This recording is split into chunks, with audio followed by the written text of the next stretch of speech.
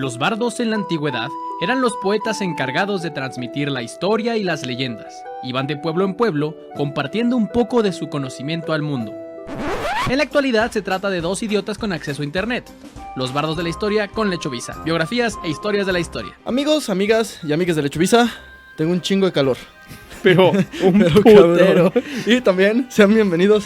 Y pese a eso, sean ustedes bienvenidos a Los Bardos de la Historia, podcast donde cada martes platicamos alguna biografía, solo uno, momento histórico, o alguna serie de datos lo suficientemente interesantes como para aportar nuestros comentarios de dudosa certeza histórica.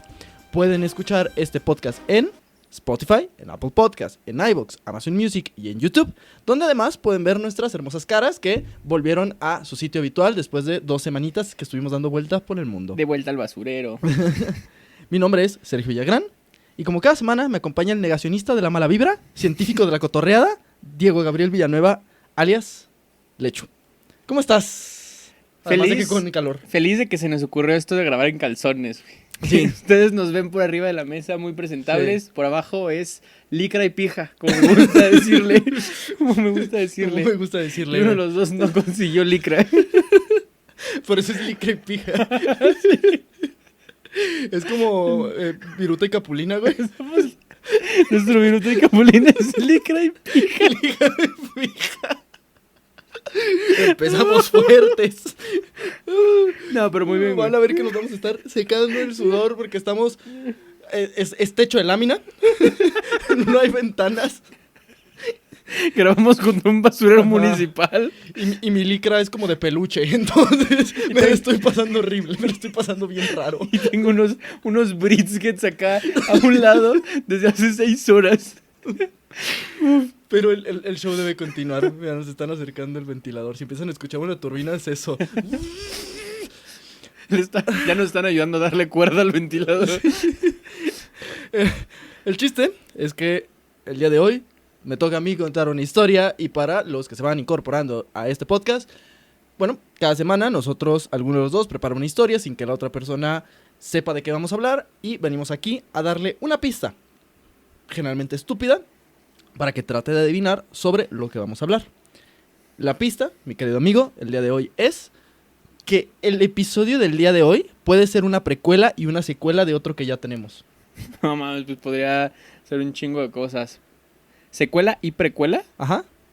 Secuela y precuela. Así como mezcla. La mezcla es de... Oh, barras. Barras, Nada, ni puta idea, mi brother. Dame un acercamiento más, ¿no? O sea... no. Ok, bueno, voy a tratar de adivinarlo. Es muy específico. ¿Secuela o precuela? Uh-huh. La burbuja financiera después del güey que quiso explotar un vuelo de Aeroméxico. No.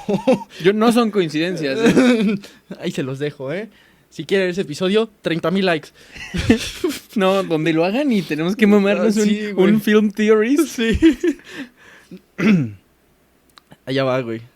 Y además es secuela y precuela de uno de mis episodios favoritos que hemos grabado, güey. Vámonos. La Guerra de Reforma o Guerra de los 3 Años se trata de un conflicto político y armado que duró de 1857 a 1881. Que verían... No es cierto, no duró a 1881. Este no es el capítulo. No, a 1861. Que verían enfrentados a 2 bandos, los liberales y los conservadores. Todo dio inicio después de que tras un periodo de más de 30 años de inestabilidad derivados de la independencia mexicana, el país era un severo cagadero. Los conservadores llegaron a una excelente idea, por lo tanto, la suspensión de las garantías individuales. No vaya a ser. La abrogación de la Constitución de 1857, que era básicamente quitarla, mantener a Ignacio Comonfort en la presidencia y hacer que convocara a un nuevo Congreso Constituyente que redactara una nueva Constitución que, en palabras de los conservadores, garantizaría los verdaderos intereses del pueblo. CTM. Todo esto plasmado en un documento llamado el Plan de Tacubaya, presentado por Félix Zuluaga. Que empezaba, vaya, Tacubaya, me extraña que siendo araña no se caiga de esa telaraña. Y necesitamos una nueva... la muñeca fea, Yupi, el muñeco Chucky. Y necesitamos una nueva constitución. México es un estado libre y soberano. Que, por cierto, era un general. Por cierto, pero, más bien, cierto hombre, ¿qué digo hombre?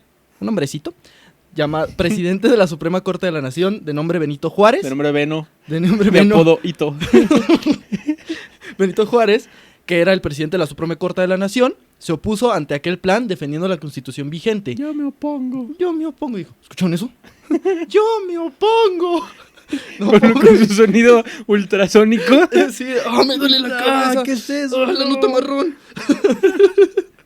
Pobre Benito Juárez, o sea, pinche personaje cabroncísimo de la historia de México y siempre lo hacemos mierda porque estaba chiquito. Nomás lo hemos traído de culo en este podcast, en güey. este canal, güey. O sea, Benito Juárez se opuso, defendió la Constitución vigente y se negó a colaborar con los cochinos conservadores. les dijo, pito. Pito, pito. Por lo que Comonfort anunció que iban a arrestar a Benito Juárez. Ujú. Y lo hicieron y lo metieron al tambo. En lo que veía que pedo. Dijeron, ok, te opones, mira, en lo que vemos si procede o no, te vamos a meter a la cárcel. De esta manera se inició un conflicto que permeó todas las esferas de la sociedad, causando una profunda polarización. El gobierno llegó a tener dos sedes, el conservador en la Ciudad de México y el liberal en Veracruz. Porque, pues, ¿Por qué? cuando uno piensa en liberal Sí. en este país, Uno piensa en jaivas. en sí, claro. Jaivas, Estado de Derecho son dos conceptos que Sí. siempre van de la mano. No puedes alienarlos, güey. No. Es como si me preguntaras qué son las garantías y me remitiera al café de la parroquia, ¿no? Sí, claro. ¿Qué es para mí México? Son los relojes piratas del puerto. Sí. ¿Qué es protección de las garantías individuales? Ujú. Es un jorobado metiéndole un chingadazo a un periodista. Cuando me dicen nuestra superficie y patria es el maíz, nuestros sueños son las águilas, yo pienso, quedarnos parados 2 minutos a que Guiñac nos meta 2 goles.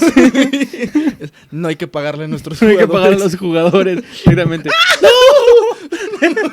Órale, cayó. Que te calles, dice Cuauhtémoc Blanco. Ay, Para los que están viendo esto más bien no lo están viendo, nos acaba de caer un pedazo de techo. Chingada madre. tenía una más. Pero, Yo ya no lo voy a decir. ok. Cuando pienso en el himno nacional, pienso en la mesa que más aplauda. Cada estado de la república tuvo que elegir postura, dividiendo al país en dos. El estado más pendejo, ¿no? Así, misionero. Zacatecas. Estamos hablando de conservadores y liberales. Pues avisé. No mames, ya me exhibí bien duro, güey. Güey, ¿por qué los episodios que son basados en México están bien babosos, güey? ¿Tú por qué crees? El chiste es que se dividieron en dos, los que apoyaban el plan de Tacubaya y los que defendían el orden institucional. Comonfort se negaba a aceptar todas las exigencias de los conservadores, más allá de que fueron los que lo quisieron poner ahí, quienes pedían que se derogaran todas las reformas de los liberales. Sin embargo, él decidió una postura de reconciliación con los liberales, porque sabía que era inteligente, ¿no? Una guerra no llevaría más que un cagadero, entonces Comonfort decía, vamos a ser amigos. Pero no funcionó, los conservadores pues le metieron más presión de la que este güey pudo aguantar y terminó renunciando al cargo de presidente y huyendo al país que entraba en una guerra civil. Ante aquello surgieron dos gobiernos. El de Benito Juárez, que defendía el orden constitucional. Por cierto, creo que por ahí lo decía y me lo salté. Comonfort, antes de irse, liberó a Juárez de prisión. Dijo, creo que me pasé de verga. Y lo liberó. Y Juárez, al ser el líder de los liberales, se constituyó como el presidente del primer gobierno, de este gobierno liberal que defendía el orden constitucional. Y Félix Zuluaga, el general que había planteado el plan de Tacubaya, que optaba por mandar toda la mierda. Durante este periodo, Juárez promulgaría una de las leyes más importantes de toda nuestra historia como mexicanos, las leyes de reforma, que dieron inicio a un importante cambio político, económico y cultural del país. Y es una de las transformaciones que hace mención la 4T. Así es, y es una de las transformaciones Una la de 4T. nuestras 4 transformaciones. Ujú. La otra es la de Optimus Prime cuando se convierte en camioncito. Establecía... Camión, empecero. Empecero. ¿Qué establecían las leyes de reforma? Establecían la nacionalización de los bienes eclesiásticos, la separación iglesia-estado, La ley de matrimonio civil. La bola de pelo, güey. La iglesia está... Como el gato, como de un pelo. La ley orgánica de registro civil. La ley sobre el estado civil de las personas. Reglamentó los días festivos. Expidió la ley sobre la libertad de cultos. Y muchas otras que daban forma al Estado mexicano como un ente separado de los poderes religiosos. Los cuales, desde que estaban los españoles, no dejaban... Desde que me acuerdo. Desde que yo me acuerdo, no han dejado de cagar el palo. Entonces Juárez dijo, ya váyanse al pito. O sea, si ustedes quieren tener... Está bien que tengan su religión, pero ustedes no van a tener nada que decidir en nuestro estado. Ok. Lo cual, a mi parecer, está mal. No, está bien, o sea... Y era uno de los primeros indicios de lo que sería ya constituir un estado realmente ajeno a todas las mamadas españolas que seguíamos arrastrando. Porque pues, llevamos poco realmente de la independencia. Otra cosa que yo creo es que fue nada más como quitarles oficialmente el poder político, porque digo, la iglesia sigue siendo sumamente influyente Sí, en, claro. en la vida social, Sí. solo es separarlos de este poder fáctico para más o menos equilibrar el pedo. No fue una Sí. desaparición del poder y la influencia de la iglesia, solo fue un equilibrio del gobierno en garantías. Fue declarar que ya no queremos que eso esté pasando, aunque sabemos que va a seguir pasando hasta que poco a poco lo vayamos quitando, ¿no? Claro. El conflicto armado principal terminó cuando en 1859 el gobierno de Juárez fue reconocido como el Chido por los Estados Unidos y le dotó apoyo en recursos materiales y económicos. La guerra finalizó como tal en junio de 1861, con la entrada triunfal de Juárez a la capital. Pero los problemas solo comenzaban para Benito Juárez. Al finalizar la guerra se encontró con un país destrozado, debilitado, blandengue, jodido. Básicamente, México. Estaba muy cabrón. O sea, si ya escucharon nuestro podcast sobre la batalla de Puebla, ahí damos también mucho contexto de cómo es que estaba este país. No habíamos salido de guerras. O sea, no teníamos un periodo de paz realmente. Teníamos presidente tras presidente que no duraba nada. Este tipo de cosas. Liberales conservadores haciéndose un cagadero. Y Juárez dijo, ok, ya. Pasamos las leyes de reforma. Ya se acabó la guerra. Podemos empezar a armar este pedo. ¿Cuál era el pedo? No había dinero y los conservadores estaban haciendo conspiración tras conspiración para sacarlo. Y este güey vivía con el constante miedo de ser aplastado por una bota en el Congreso. Tanto literal como figurativamente. Imagínate querer ordenar este cagadero que era México y vivir con el miedo de que el bolsazo de una señora te puede desnucar, güey. Te descalabra, güey. Eso era ser Benito Juárez, güey. No. Máximo respeto a don Benito, al bomberito. Y que no cierran el podcast. Fue entonces que sucedieron unos hechos que ya explicamos en el episodio de la Batalla de Puebla. Que de hecho es el episodio 20 para ser exactos, por si lo quieren ir a ver. Es un gran episodio. Pero para los pobres diablos que se lo perdieron, aquí les da un pequeño resumen. El 17 de junio de 1861, Juárez se da cuenta que no le alcanza para la quincena, por lo que decreta el debo no niego, pago no tengo, y suspende la deuda pública por 2 años. Hecho que hizo enojar a todos sus acreedores internacionales, en especial a la tripleta perfecta de colonizadores, España, Reino Unido y Francia, quienes se unieron para exigir el pago de la deuda, bloqueando el puerto de Veracruz con buques que metieron presión al gobierno. Porque dijeron, debemos ir a donde surja la nación, a donde la mexicaneidad se erige. Exacto. Sin embargo, después de unas negociaciones con el ministro de Relaciones Exteriores, Manuel Doblado,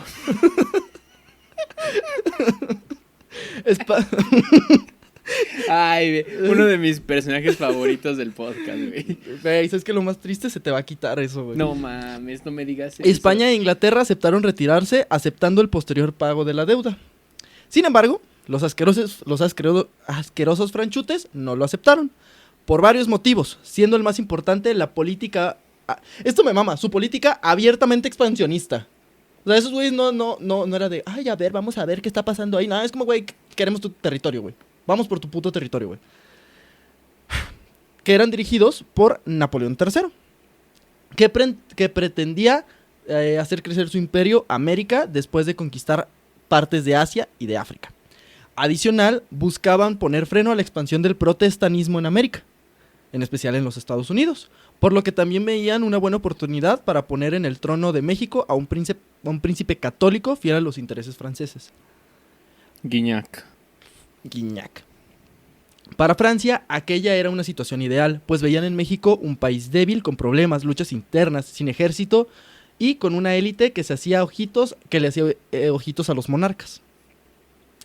Adicional, y este es un punto de contexto sumamente importante que no platicamos en aquel entonces, el poderoso vecino del norte estaba comenzando una guerra interna, la guerra de secesión o la guerra civil, que en el episodio pasado Lechu habló un poquito sobre esa guerra.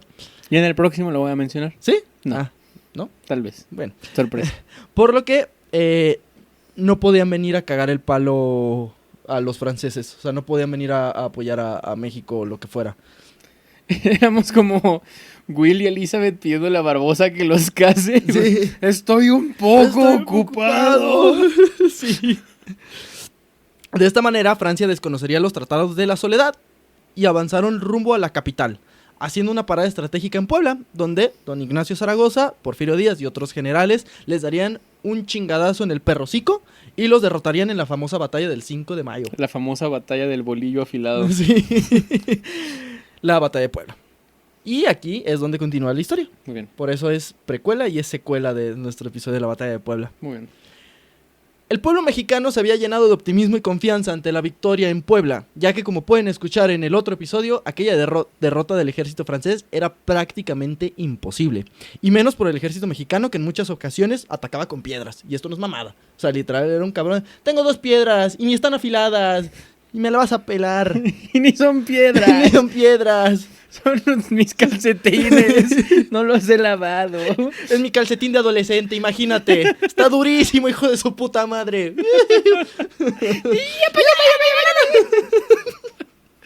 Sacre blue. ¿Por qué? Sin embargo, el gusto duró poco, ya que a finales de aquel año, 1862, Napoleón decidió que la humillación no se iba a quedar así, y envió unos 30,000 soldados y un nuevo general, Frederick Folly, y así comenzaría una segunda incursión en territorio nacional. En 1863 invadirían Tabasco y tomarían el puerto de la frontera. La frontera así se llama, no la frontera. Sí. Y un año después de la valerosa defensa mexicana, en marzo de 1873, comenzaría un segundo sitio de Puebla, que nuevamente intentó defenderse de manera honorable, resistiendo varios días hasta que cayeron los 2 fuertes más importantes de la ciudad, y con ellos lo que quedaba del ejército liberal. ¿El santo? El Cavernario y Blue Demon no, porque ese güey era rudo. Blue Demon me apoyaba. Y ahí están los 2 más importantes fuertes. Cada puro débil. Sí. Juárez, que estaba a punto de que se le reventara una úlcera del estrés, supo que era momento de una retirada estratégica y ordenó mover los archivos de gobierno para establecer una capital provisional, ya que sabía que con la caída de Puebla, la Ciudad de México estaba a días de ser la siguiente. Que en opinión de Gasir, integrante de la FMS España, una retirada no es una retirada si tu ejército está muerto, carnal. Sí, o sea, Juárez fue muy inteligente porque él sabía que esa madre había valido pito, pero dijo, mientras yo esté vivo, va a haber un gobierno de México resistiendo. Literal dijo, güey, agarren todos los archivos de gobierno, todos los Excel, que en ese entonces eran literal un chingo de hojas cuadradas, y los subió a carretas. Vámonos al primer Me llevó el gobierno. Sí, literal se llevó el gobierno y se salió así a súper escondidas rumbo a San Luis Potosí, que era de un gobernador liberal, que dijo, sí, cállate, güey, aquí tenemos tortitas de moronga, güey, enchiladitas, güey, y sobre todo no tenemos franceses. Es lo más importante, no tenemos franceses. Donde el plan era cómo chingados iba a resolver este pedo. La verdad es que cada que leo más de Benito Juárez digo, qué cabrón era este vato, güey. No mames, lo que tenía de enano lo tenía de cabrón. Y miren, era muy enano. Los franceses tomaron la capital e instalaron un gobierno de ocupación que recibió apoyo de algunos sectores, en especial los conservadores y la Iglesia Católica. Si algún día su tía les dice, la Iglesia pide por nosotros, la Iglesia nunca ha visto por nosotros. Ya saboreaban la llegada de un emperador que pusiera orden.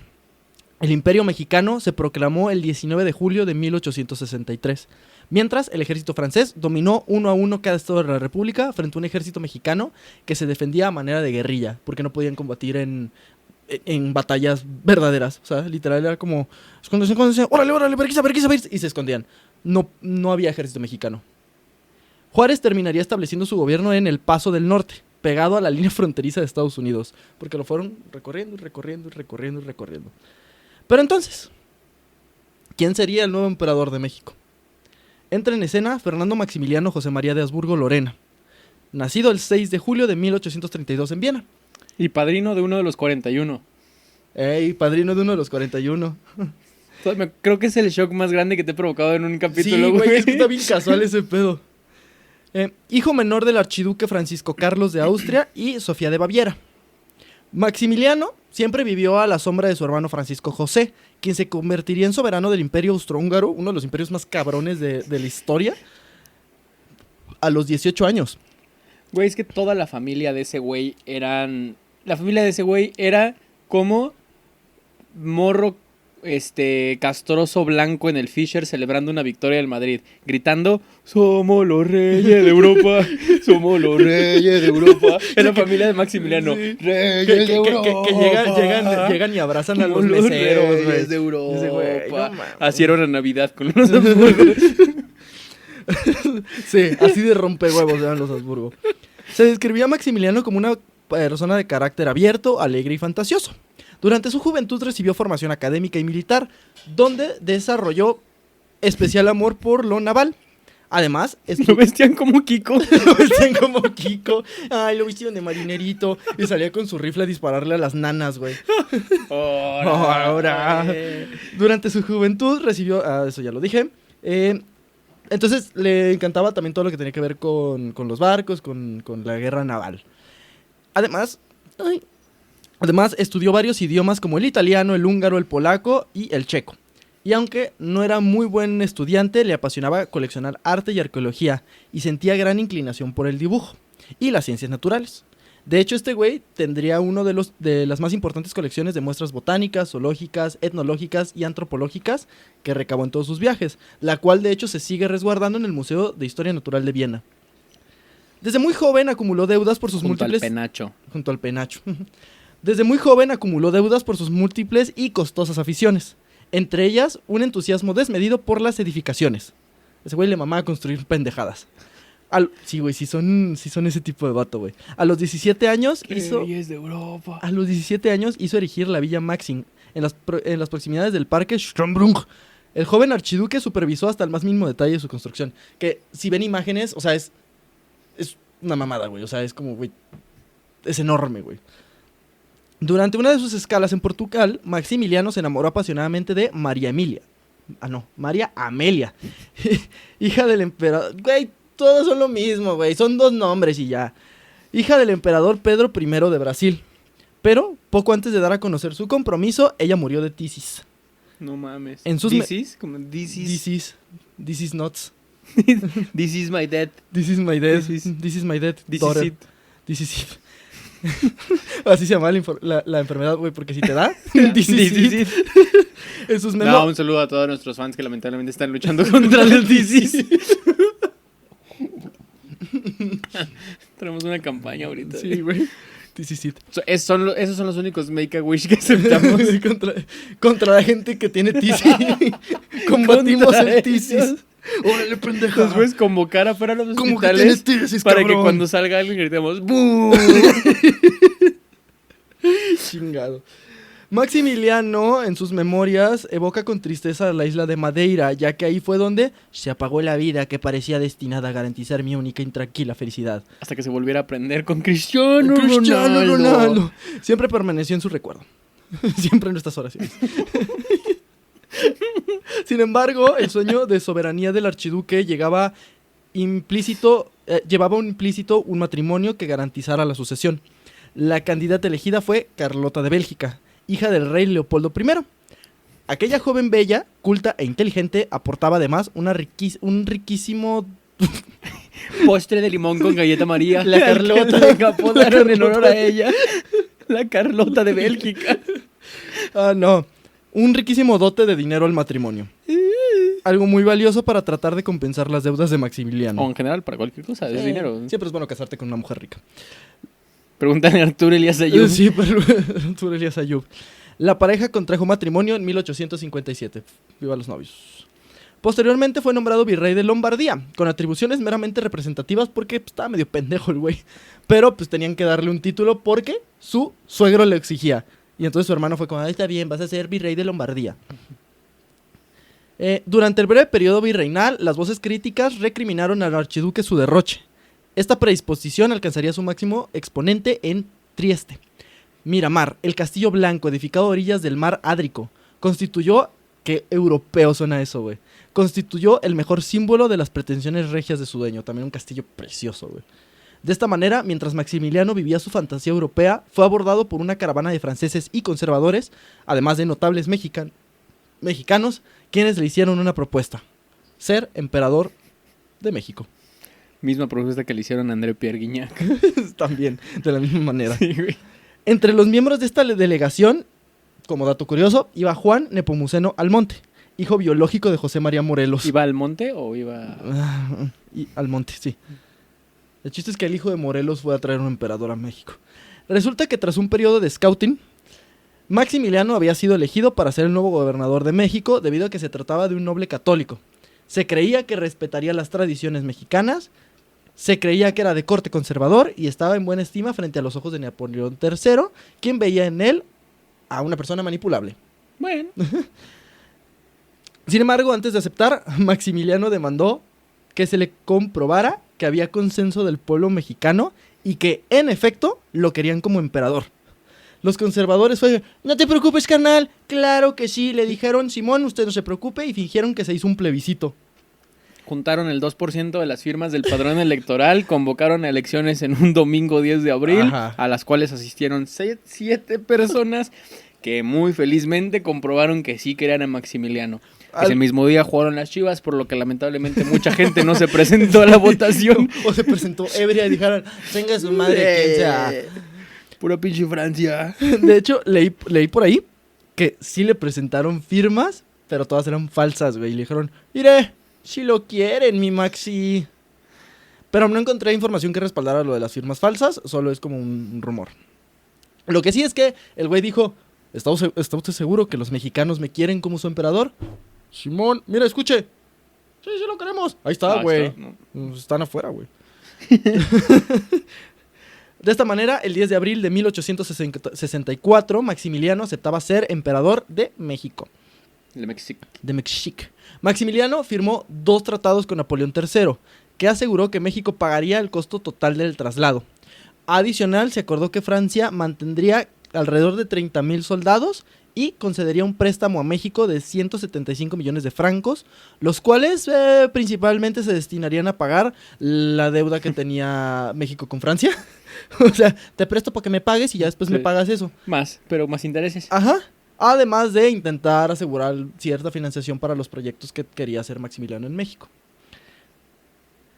El idiota de Maximiliano había quedado a merced de la voluntad de los franceses. Maximiliano de Habsburgo, archiduque de Austria, y Carlota, princesa de Bélgica, llegarían como emperadores de México el 28 de mayo de 1864, desembarcando en el puerto de Veracruz. Porque no hay nada más mexicano que Veracruz. Que Veracruz. Que el son de la negra. que una jaiba, supongo. Nada no más sé. mexicano que un table en un garage. Sí. Que un stripper con pata de palo.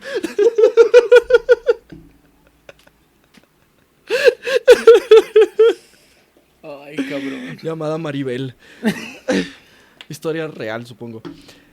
En un principio, la idea de Maximiliano...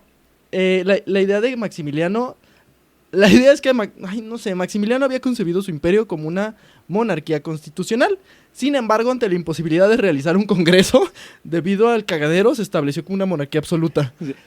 ¿Me permitiría platicar con sus representantes? No, pero era austriaco, ¿no? Me permitiría. Quiero platicar con sus representantes. Es que se mataron antier. Entonces no sé si van a llegar. Haga de cuenta, estaban en sesión y entonces pues, ya salieron al bar y estaba jugando las Chivas y el Atlas. El gobernador de este lado le iba al Atlas, este güey le iba a Chivas.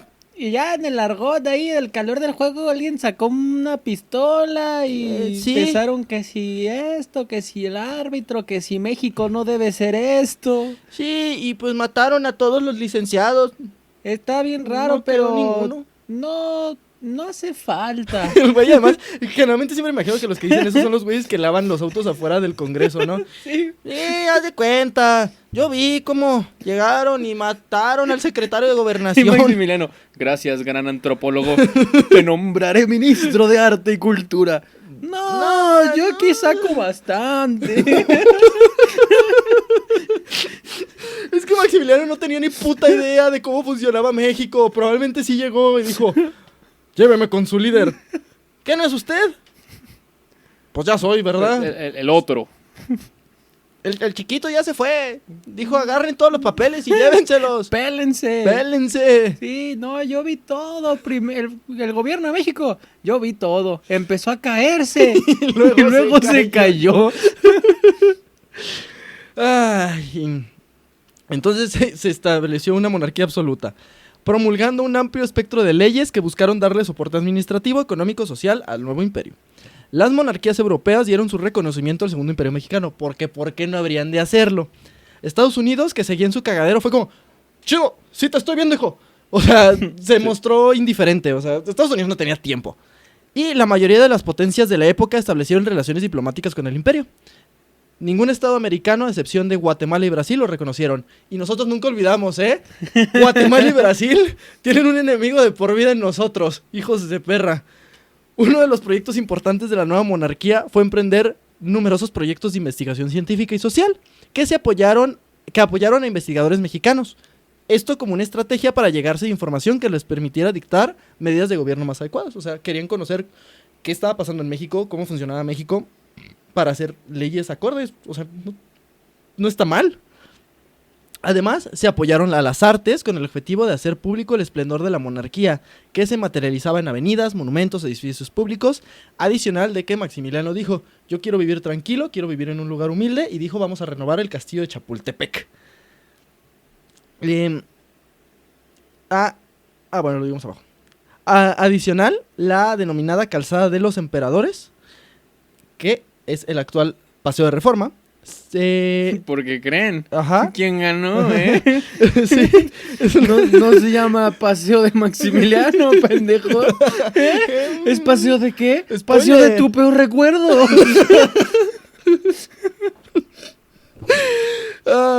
Esta avenida fue construida por el gobierno de Maximiliano.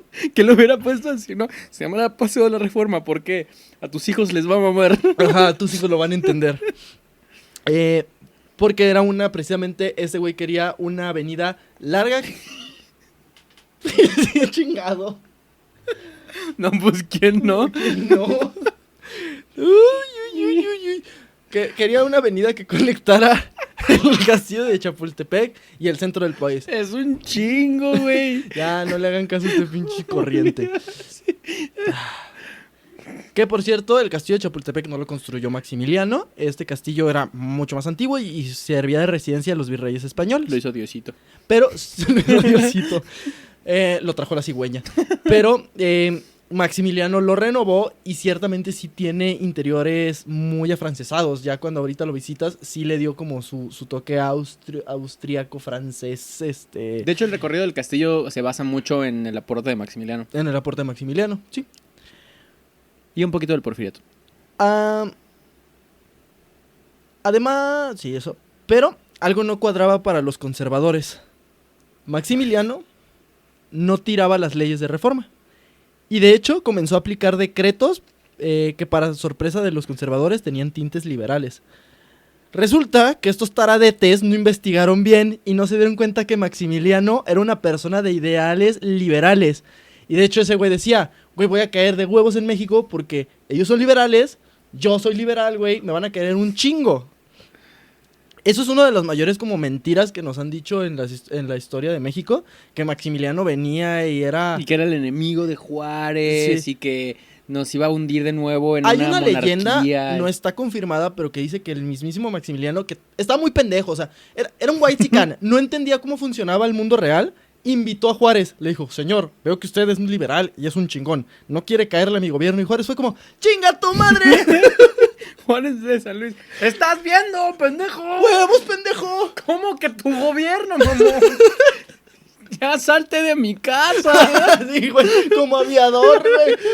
¿Quieres venir a ver el partido de Chivas a mi casa? ¿Cómo que tu casa, pendejo? ¡Lee las escrituras, mamón! Y Juárez corriendo por el país con el culo en la mano. Así de... así. Ir a comer. Tú dices... No sé, tú dices, lo resolvemos con unos tequilas. ¡Chinga tu madre! ¿Cómo ves? Y Maximiliano no entendía. O sea... ¿No? Se alteró el enano. Chingo mi madre. Eso me pasa por ser amigable con los pinches indígenas. Lo invito a comer. Le compro unos zapatos. Lo invito a mi país. Todavía se me pone cabrón. No, es que ese era el pedo. Maximiliano la mayoría del tiempo no entendía qué pitos estaba pasando. O sea, él pensaba que de verdad venía a un país que lo quería y que todo estaba chido. Creo que hasta el final el güey entendió. Me mamé. Y eso está cabrón porque en la historia de México nos han enseñado a odiar a este pobre pendejo. O sea, que sí se mamó. O sea, su mayor castigo es ser un whitezican pendejo. Que no entendía una riata de lo que era la vida real. La vida de la gente pobre. ¿Qué decretó este güey? Decretó la tolerancia de cultos. Decretó, Juárez ganó. Juárez, cállale a cenar. Juárez es mi mejor amigo. Maximiliano y Juárez, mejores amigos. Maximiliano y Juárez forever. De hecho, hay un árbol en Chapultepec que tiene tallado un Maxi y Benny. Ay, Cristo. Decretó la tolerancia de cultos, Cristo no. La nacionalización de los bienes eclesiásticos, secularizó los cementerios, aprobó el registro civil y dio paso a una ley agraria que buscaba devolver sus tierras a los indígenas. El 10 de... Güey, ¿qué pedo que el güey era Juárez, Zapata, Lerdo, todos, pero pendejo? Pero blanco y, sí. y pendejo. El 10 de abril de 1865 instituyó una asamblea política protectora de las clases necesitadas. Vendió el avión. Hizo todo lo que AMLO quiso hacer, güey. Cuya misión era reformar los abusos cometidos contra 7 millones de indígenas presentes en suelo mexicano. El 1 de noviembre de 1865, el emperador dictó un decreto aboliendo el castigo corporal, reduciendo la jornada laboral de 68 a 10, o que no eran 68, pero eran un putero, a 10 horas, y garantizando los salarios.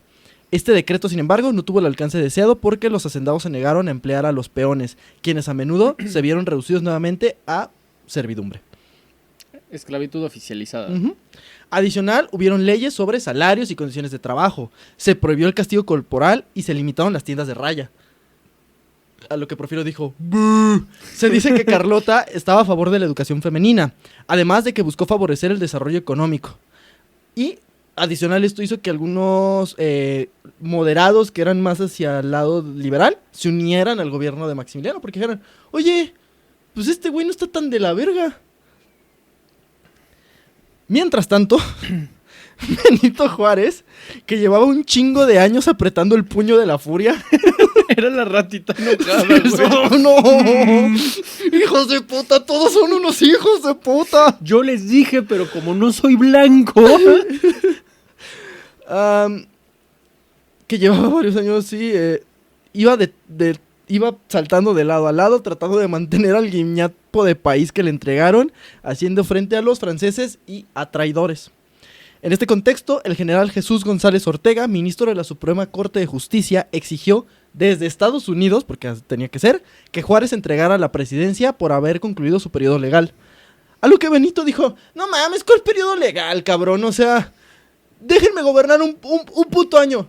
Un puto año que me dejaran gobernar bien. Entonces dijo, chúpale, imbécil, y ya que el país esté lejos de ocupación, me voy, güey. Pero dejen de mamar. Y Juárez se quedó en el poder. Muchos maman y dicen, es que Benito Juárez también se quedó 24 años. Ve los 24 años que estuvo Benito Juárez. O sea, el vato no dejó de temer por su vida en esos pinches 24 años, cabrón. O sea, no mamen, güey. Si ese güey hubiera dicho, sí es cierto, el orden constitucional, déjame voy, güey, se hubiera caído la resistencia, güey. Se va a la verga todo. Sí, váyanse a la verga los que hablen mal de Benito Juárez por eso. Por otras cosas, quién sabe. Si Benito Juárez hubiera decidido simplemente entregar el poder, hubiéramos celebrado el Mundial del 18. Ajá, hubiéramos ganado un mundial. ¡Puta madre! Gracias por nada, pinche enano.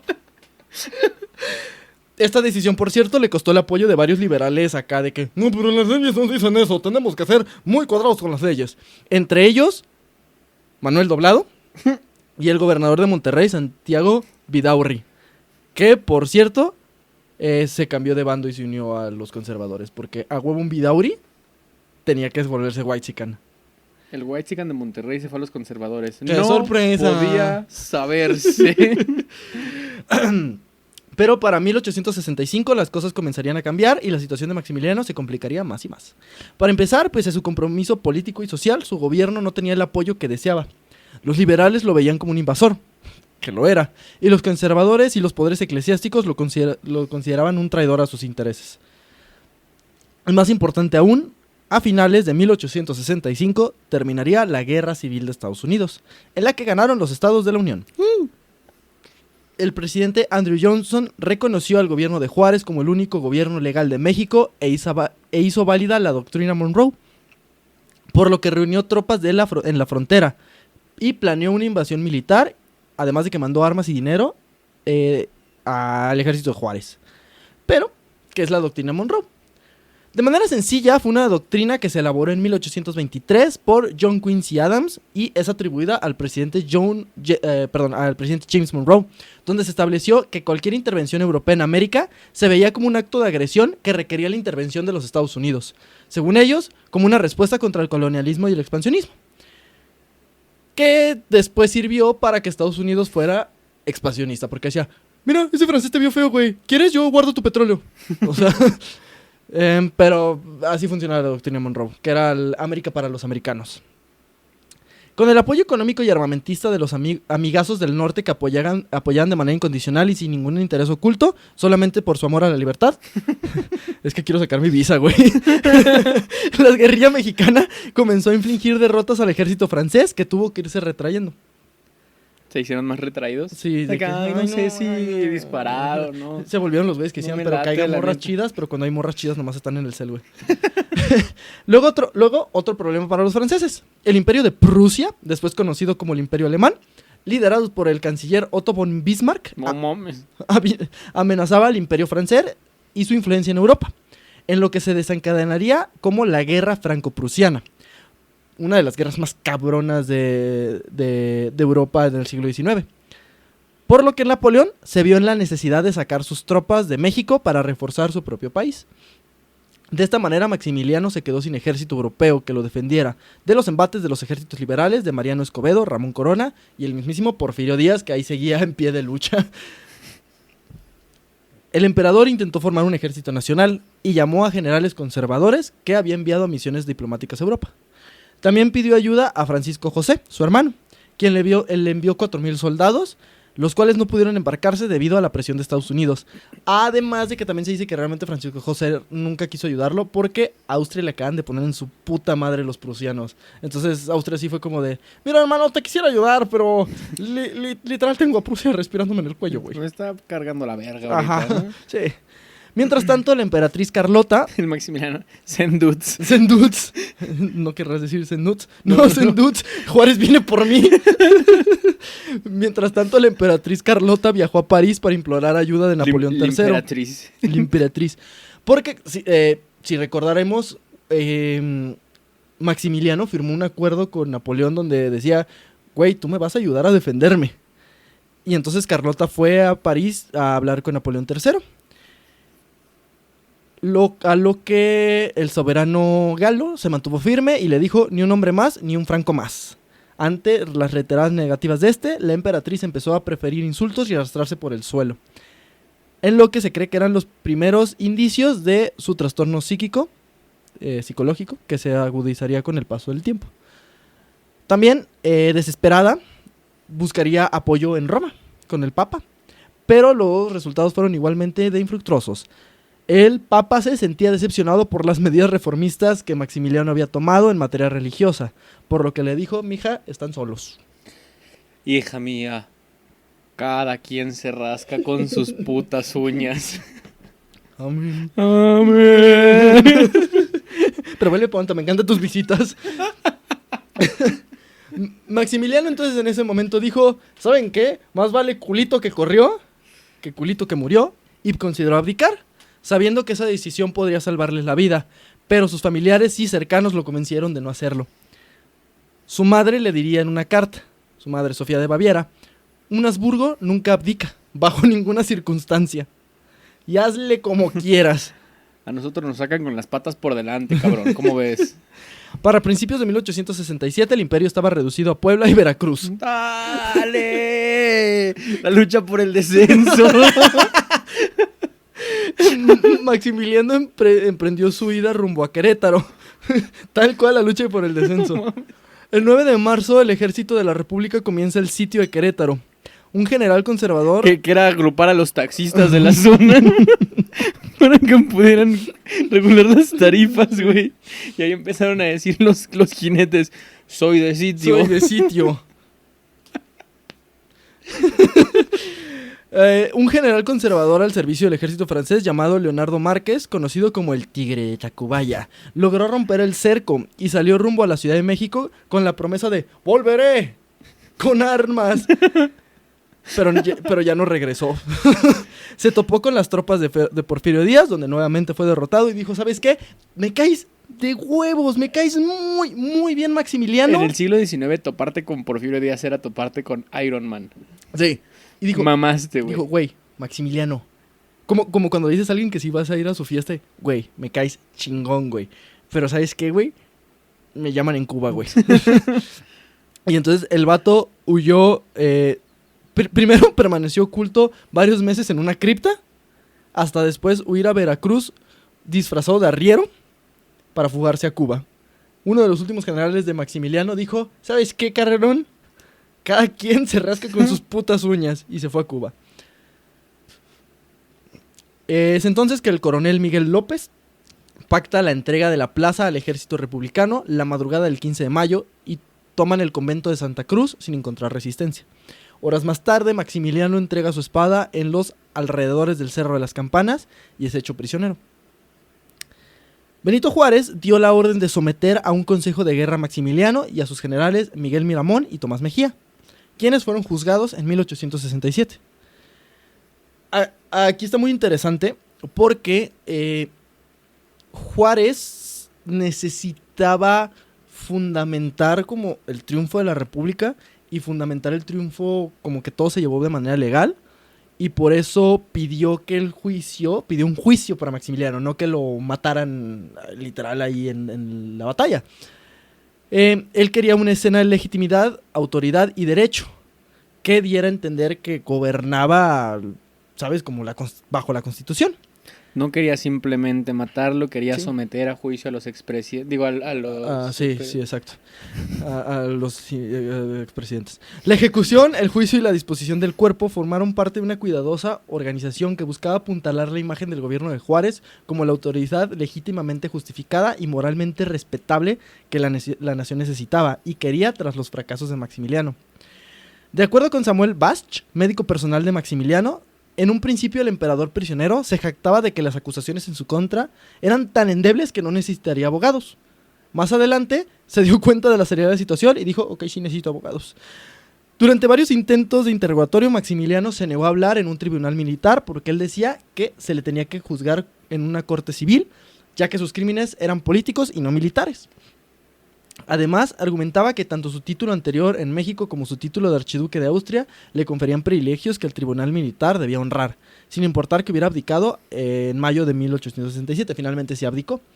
Tras su captura, luego de que la corte sentenciara a muerte a Maximiliano y a sus generales el 14 de junio, los abogados del archiduque volvieron a exigir un trato especial, esta vez en forma de aplazamiento, ya que la elevada posición y la riqueza del archiduque requerían de tiempo adicional para arreglar todos sus asuntos. Si bien Juárez accedió a estas súplicas, posponiendo la ejecución hasta la mañana del 19 de junio, también debió haberse sentido satisfecho debido a que la respuesta de Maximiliano servían a los intereses republicanos. Al final, Maximiliano fue acusado de haber violado la soberanía nacional mexicana. sacrificando muchas vidas de mexicanos, adoptando un título real falso, violando la Constitución de 1857, no haber respetado ni obedecido el Consejo de Guerra durante su juicio y haber promulgado el sangriento decreto del 3 de octubre de 1865. Imagínate que te digan todo eso después de la peda, güey. Güey, no mames, te mamaste, güey. ¿Qué hice, güey? Estas cosas después de la peda que bueno, estaba tan pedo. Güey, Violaste la soberanía nacional mexicana, güey. Sacrificaste vidas mexicanas. Adoptaste un título real falso. aventaste el perro de la casa y dijiste Firulais, yo te elijo. Y además, güey, te cagaste en el urinal. Te mamaste, güey. Rompiste el lavabo. Rompiste el lavabo y rompiste a México, güey. No mames, Maximiliano. Qué mala copa, güey. La mayoría de estas acusaciones obedecían precisamente a un decreto juarista de 1862 que apoyaba la idea de que esto era, más que cualquier tipo de juicio legítimo, una puesta en escena de la justicia y una reivindicación del poder cuidadosamente fraguada. Escribe un güey que leí para esta madre, Sí. que es un archivo, ahí luego pongo. Es un archivo jurídico, ¿no? Sobre el juicio de Maximiliano, que dice: Juárez tenía necesariamente que acabar con Maximiliano. La muerte de Maximiliano era, pues, la justificación última de la guerra que se había hecho a la intervención y al imperio, para que se viera que la patria tomaba la imagen de la justicia y descargaba su rayo fulminante contra el que había osado profanarla. Me hizo sentir el rayo fulminante de la patria. ¡Oh, no! ¡Me pegó la patria! Oh, ya tiene un soldado en mí. De esta manera, el 19 de junio, Maximiliano y sus generales fueron fusilados en el Cerro de las Campanas. Actualmente, sus restos descansan en la cripta de los Capuchinos, en Viena.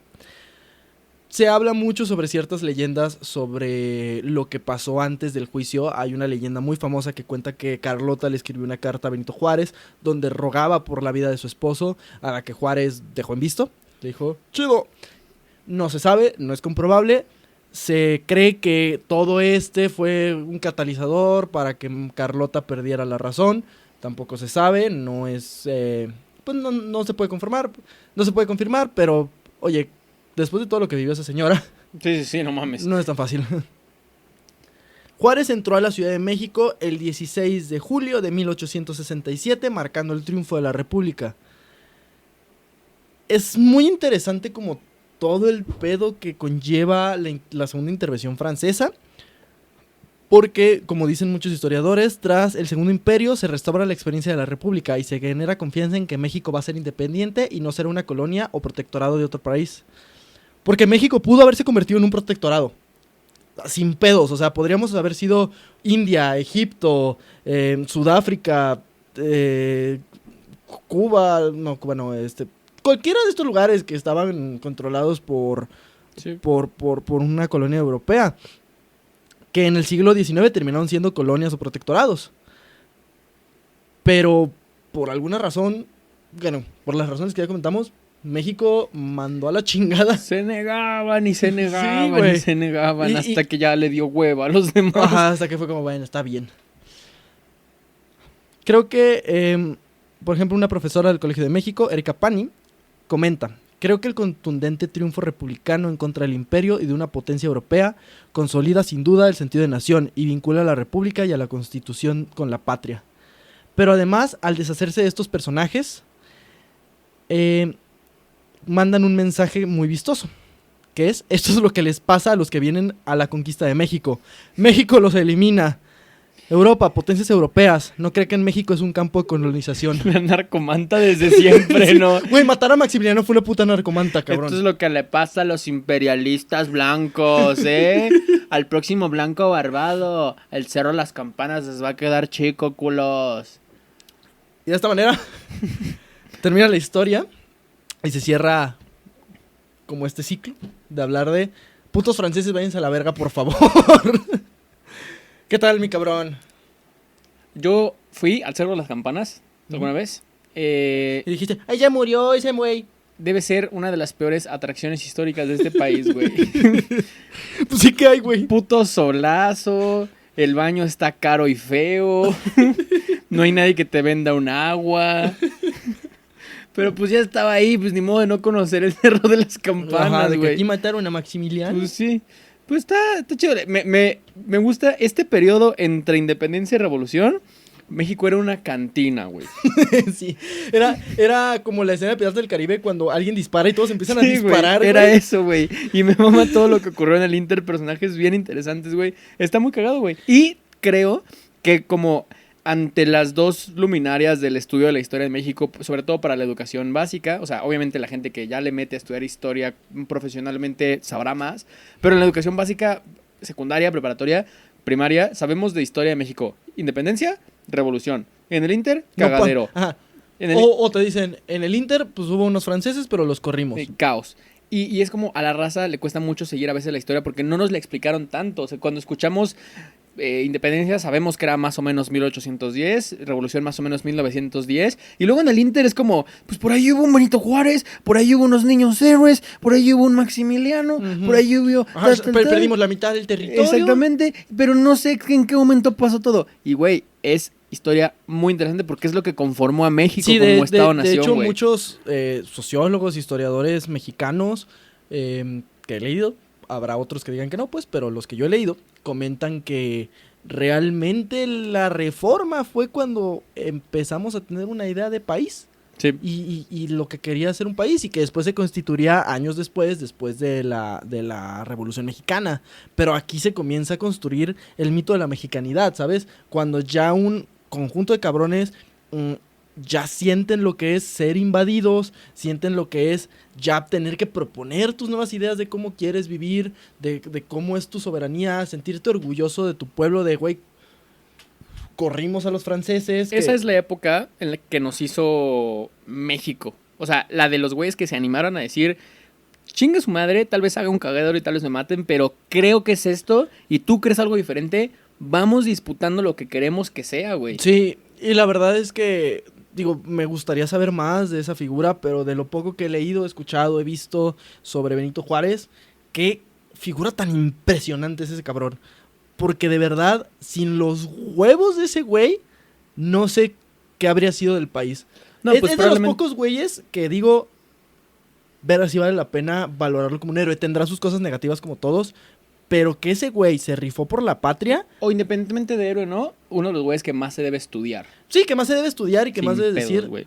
Chance sí está bien que tengamos una avenida en cada puto pueblito que se llame como ese güey. Güey, todas las principales. Hace poco estaba con un amigo, íbamos regresando de la playa, íbamos con su familia y pasamos a un pueblo neta pequeñitito y luego todavía además de eso un restaurante que estaba en la playa que neta tenías que pasar por selva y no había caminos y la verga. Y el pueblo antes solo eran como 4 casas y una tiendita. Abrimos Google Maps y era Calle Juárez. Sí, Sí, ya, güey. Sí, Lo demás no. es carretera federal, mar Pacífico, Océano Pacífico. Pero la única medianamente delineada terracería era la calle Juárez. La calle Juárez. Y vale la pena, ¿no? O sea, creo que se lo ganó, ¿no? Se lo ganó el hombre chiquito por todas las mamadas que tuvo que aguantar. No, y en la Guerra Reforma también le pasaron cada mamada que ya veremos en su momento. Pero bueno, Pero sí, ¿qué vamos de hecho, Ujú. hay un documental que se llama Patria en Netflix que justamente te narra el México en un periodo bien pequeño, como de 15 años, del 1850 y algo al 60 y algo. Es como, en 15 años, esto era la magia caos. Solo le rezamos al Eran universo, buenas güey. intenciones. Era un periodo de magia caos. Abrimos el cofre al final y dijimos, pues ya, esto es México, háganlo como quieran. Ajá. Y todo todo terminó con Porfirio Díaz. Época interesante para analizar. Ajá. ¿Sabes también que es una época interesante? ¿Cuál? Esta, güey. ¿Por qué? ¿Por qué? ¿Por qué será? ¿Por qué? Porque es un chingo de calor. Porque me estoy cagando de calor. No. Y si ya quieren que me deje cagar de calor, sigan a Lechuvías en redes sociales. Tal vez algún día podremos comprar un aire acondicionado. Un clima. Necesito un clima. ¿En dónde nos pueden seguir? Estamos en todas las redes sociales como Lechubiza, por ejemplo en Instagram, en Twitter, en Facebook, en TikTok y también nuestro canal de YouTube, así es, Lechubiza. Y este podcast en lo particular, el podcast de los bardos de la historia, lo pueden encontrar en su propio Instagram, @losbardos_de_la_historia. También tenemos otro podcast. Exactamente. Que iniciamos este año, que se llama Todo lo que no te enseñan en la escuela, donde pues publicamos ensayos, publicamos algunos podcasts, donde hablamos sobre todo el acontecer de la vida adulta, ¿no? Y lo que nos hubiera gustado, no tener que aprenderlo a base de putazos. Así es. Igualmente, en el canal de YouTube de Lechovisa pueden encontrar otra sección que se llama Aburrido sin con Internet, donde abordamos diferentes contenidos desde series, películas, etcétera, entretenimiento en general, que nos hemos encontrado con esta experiencia que tenemos de vivir tan de cerca con el Internet, y hacemos pues ahí breves comentarios. De hecho, también lo pueden ver en el podcast. En el Exactamente. podcast de todo lo que no te enseñan en la escuela. Así que contenido hay para aventar para arriba, mis cabrones. Sigan el Lechovisa en todos lados y entérense antes que nadie. Y la verdad es que yo estoy muy agradecido. Este podcast ha ido creciendo poquito, pero sustancialmente en las últimas semanas. A todos ustedes que se acercan, que nos mandan su mensajito, que nos dicen, escuché su podcast, muy chingón, síganlo haciendo. Es lo único que evita que me mate. Entonces, no, de verdad, muchas gracias a todos ustedes. Y también queremos tener invitados en el podcast. Así Entonces, es. Si ustedes quieren venir a los Bardos de la Historia, es muy sencillo. Solamente manden un DM. o los bardos de la historia van a ir a ustedes. Exactamente. Con que manden un DM, ya sea a los Bardos de la Historia o a Lechovisa, y quieren estar en cualquiera de los formatos o contenidos que tenemos, vemos la manera en la que podamos tenerlos aquí. Ya sea algo que quieran platicar ustedes, que quieran platicar con nosotros, cualquier contenido, un contenido diferente, no importa. Lo que nos gusta es escuchar a la gente y pues qué mejor que tener invitados. Así es. Y bueno, nosotros fuimos los bardos de la historia. Que les recordamos que se ven a la verga los franceses, güey. Que probablemente a Juárez le medía más el pito que todo el cuerpo. Juárez era puro pito. Es que soy puro pito. Me ven chiquito y no saben que es puro pito.